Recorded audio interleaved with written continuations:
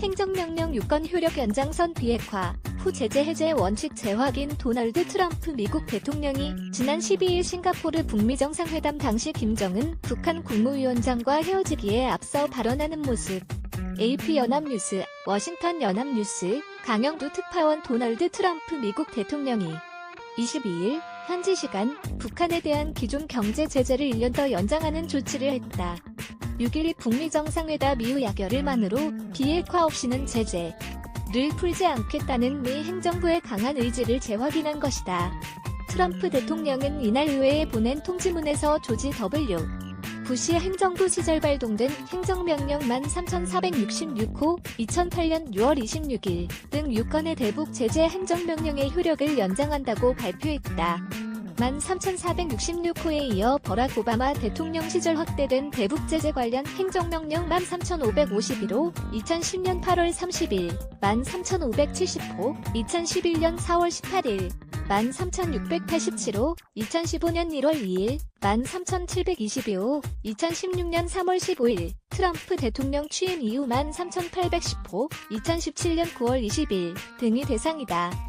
북한을 특정히 제재를 가하는 이들 행정명령은 북한 정부와 노동당, 주요 인사의 자산을 동결하고 북한의 국외 노동자 송출 금지, 광물 거래 등 돈주를 차단하는 내용을 담고 있다. 특히 지난해 발동된 13810호는 특정 북한 기업이나 은행과 거래하는 개인, 기업의 재산을 동결해 외국 기업이 북한과 미국 중 하나를 강제로 선택하도록 하는 2차 제재 효과도 갖고 있다.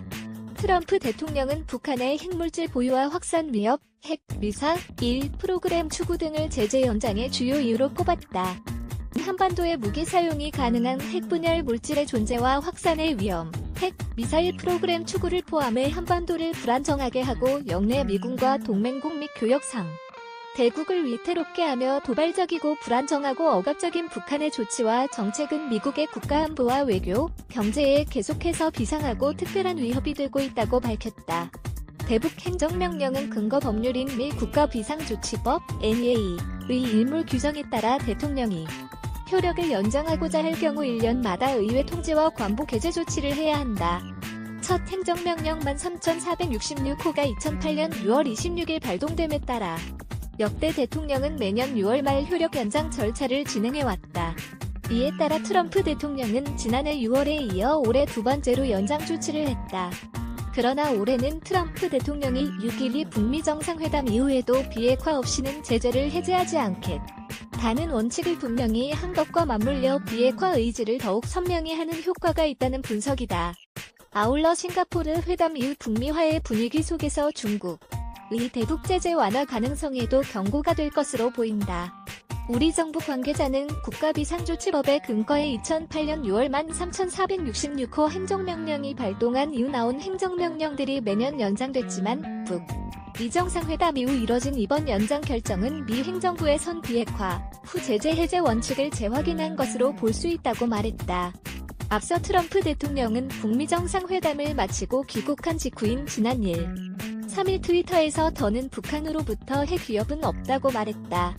그러나 그는 대북 제재와 관련해선 핵무기가 더는 위협 요소가 아니라고 간주할 때 해제할 것이라고 거듭 밝힌 바 있다. 키와이너, 호